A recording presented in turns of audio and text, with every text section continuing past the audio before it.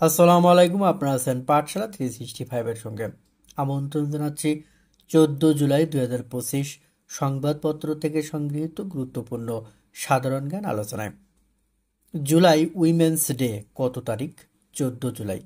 July women's day কত তারিখ? 14 জুলাই। বিশ্বের বৃহত্তম মিডিয়া সংগঠন ইনমা পুরস্কার লাভ করেছে বাংলাদেশের কোন সংবাদপত্র? প্রথম আলো। বিশ্বের বৃহত্তম মিডিয়া সংগঠন ইনমা পুরস্কার লাভ করেছে বাংলাদেশের সংবাদপত্র প্রথম আলো। আন্তর্জাতিক মানদণ্ড অনুযায়ী দেশের মোট ভূমির বাস্তবে কত শতাংশ বনভূমি রয়েছে? 16%। আন্তর্জাতিক মানদণ্ড অনুযায়ী দেশের মোট ভূমির বাস্তবে 16% বনভূমি রয়েছে। ফোর্থ স্টেট বলা হয় গণমাধ্যমকে। ফোর্থ স্টেট বলা হয় গণমাধ্যমকে। বাংলাদেশ থেকে যুক্তরাষ্ট্রে রপ্তানি হয় মোট পণ্যের কত শতাংশ তৈরি পোশাক? 87%। বাংলাদেশ থেকে যুক্তরাষ্ট্রে রপ্তানি হয় 87% বা শতাংশ তৈরি পোশাক। ন্যাশনাল লিবারেশন আর্মি কোন দেশের বিদ্রোহী গোষ্ঠী? কলম্বিয়া। ন্যাশনাল লিবারেশন আর্মি কলম্বিয়ার বিদ্রোহী গোষ্ঠী। লুসেইরাত শরণার্থী শিবির কোথায় অবস্থিত? মধ্য গাজা। নুসেইরাত শরণার্থী শিবির গাজায়, মধ্য গাজায় অবস্থিত। গাজার ত্রাণ কেন্দ্রে হামলাকারী সংগঠনের নাম গাজা হিউম্যানিটেরিয়ান ফাউন্ডেশন, জিএইচএফ। গাজার ত্রাণ কেন্দ্রে হামলাকারী সংগঠনের নাম গাজা হিউম্যানিটেরিয়ান ফাউন্ডেশন, জিএইচএফ।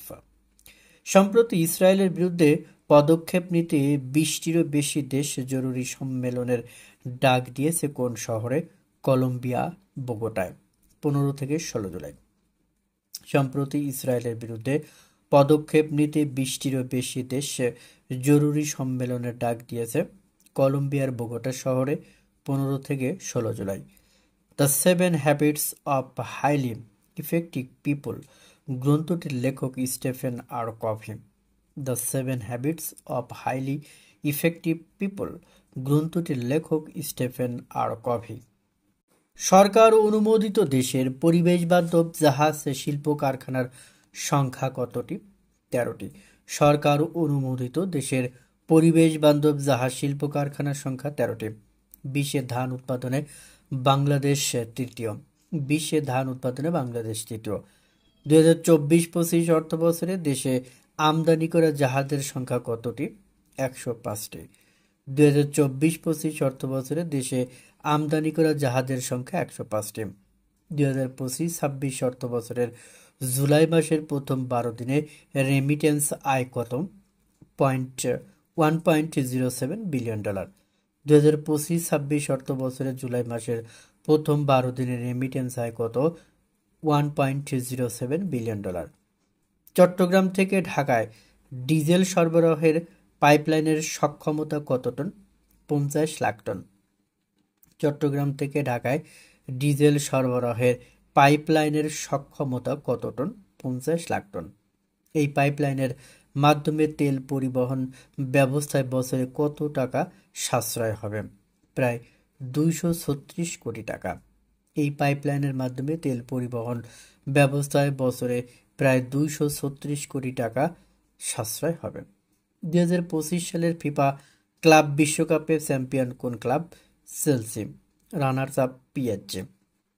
2025 সালের ফিফা ক্লাব বিশ্বকাপে champion Chelsea, runners up PSG. Club বিশ্বকাপের জন্য ফিফা ঘোষিত অর্থ পুরস্কারের অঙ্ক কত ছিল? $1 বিলিয়ন। ক্লাব বিশ্বকাপের জন্য ফিফা ঘোষিত অর্থ পুরস্কারের অঙ্ক ছিল $1 বিলিয়ন। টিউলিপ সিদ্দিক কোন দেশের আইনমন্ত্রী পদ থেকে ইস্তফা দিয়েছেন? ব্রিটেন। ডাব্লিউএইচও বা অন্য রাষ্ট্রীয় সংস্থা রিজিওনাল কোঅপারেশন ইস্যুকে কিভাবে সমাধান করেছে? সংস্থার ইলেকশন প্রক্রিয়া রিফর্ম। সাধারণ নির্বাচনের মাধ্যমে সিনার্জি ফেরানোর দাবি কোন ঘোষণাপত্র খসড়ায় ছিল? জুলাই আন্দোলনের খসড়ায়। 2025 সালের জুলাই সনদের প্রস্তাবনা কতটি সংস্কারের কথা বলে? 11টি। প্রথম ধাপে 6টি, দ্বিতীয় ধাপে 5টি।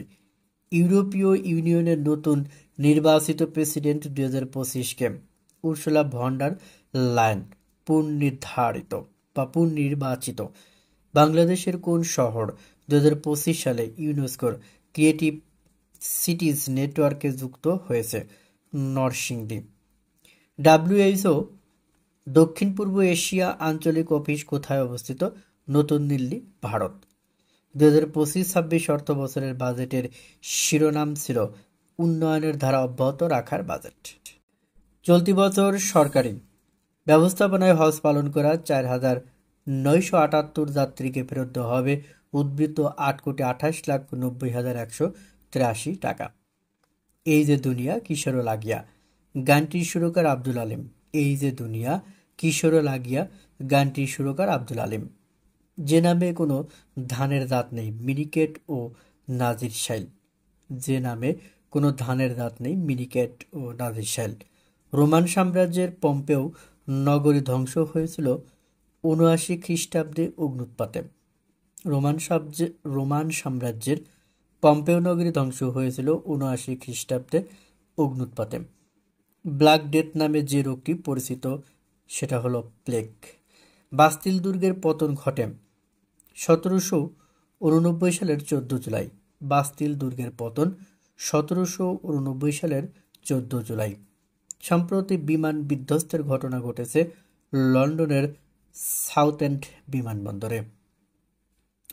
উইম্বলডন টেনিসের পুরুষ এককে চ্যাম্পিয়ন ইয়ানিক সিনার, ইতালির নাগরিক।